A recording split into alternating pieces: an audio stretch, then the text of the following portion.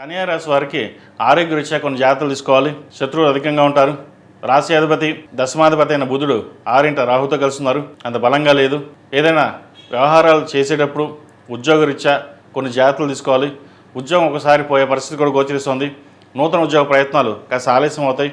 ఏ పని చేసినా వెనక్కి వెళ్ళడం ఇలాగే ఉంటుందా అన్న భావన ఎక్కువగా ఉంటుంది. చతుర్థ సప్తమాధిపతి అయిన గురువు దశమంలో ఉన్నారు. వీరికి మంచి కాలం అని చెప్పవచ్చు. రానున్న రోజులు చాలా అనుకూలంగా ఉంటుంది. ప్రస్తుతం కాస్త ఇబ్బంది పడుతున్నారు తప్ప తర్వాత బాగుంటుంది. ధన వ్యయాన్ని తగ్గించుకోవాలి.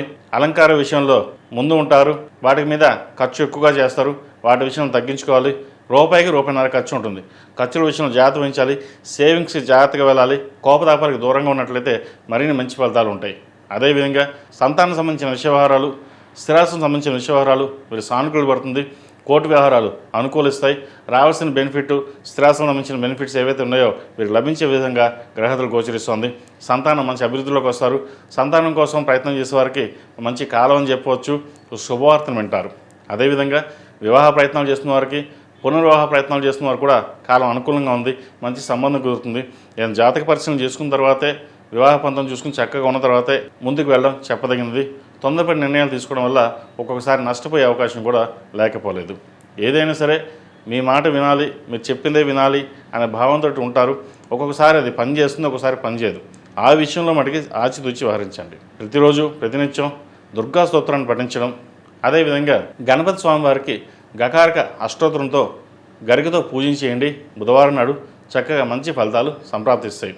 ఉద్యోగ ప్రయత్నాలు చేస్తున్న వారికి కాలం అనుకూలంగా ఉంది. అయితే వచ్చిన ఉద్యోగం చిన్నదైనా పెద్దదైనా ప్రస్తుత కాలమాన ప్రకారం, ప్రస్తుత పరిస్థితుల ప్రకారం జాయిన్ అవ్వడం మంచిది. అదేవిధంగా ప్రస్తుతం మనం చూస్తున్నాం, ప్రపంచ సంక్షోభంలో ఇబ్బందులు ఉంటుంది. దేశ సంక్షోభం కూడా చూస్తున్నాం. అయితే సాధ్యమైనంత వరకు రూపాయి సేవింగ్స్ పెట్టడం అనేది చెప్పదగినది.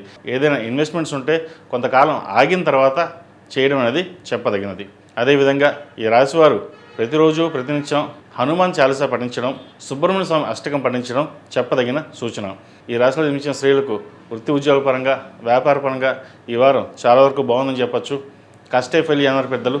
కష్టాధిక ప్రతిఫలం లభిస్తుంది. అయితే ఆఫీస్లో కావచ్చు, ఇంట్లో బంధువర్గంలో కావచ్చు, చిన్న చిన్న మనస్పర్ధలు ఉండే అవకాశం గోచరిస్తుంది. వాటి విషయంలో జాగ్రత్త వహించండి. శుభకార్యాల్లో చక్కగా పాల్గొంటారు. మీరు ఏదైతే 10 మందిలో కలిసి చక్కగా ఉండాలనుకుంటున్నారో అది ఈ వారం మీ కళ నెరవేరుతుంది. ఎందుకంటే 10 మందితో ఉండాలి, మనం బాగుండాలి, వాళ్ళు బాగుండాలి అనే ఆలోచనతో మీరు ముందుకు వెళ్తారు. కాబట్టి ఎక్కడికి వెళ్ళినా సరే పేరు ప్రఖ్యాతలకు ఎటువంటి ఇబ్బంది లేదు.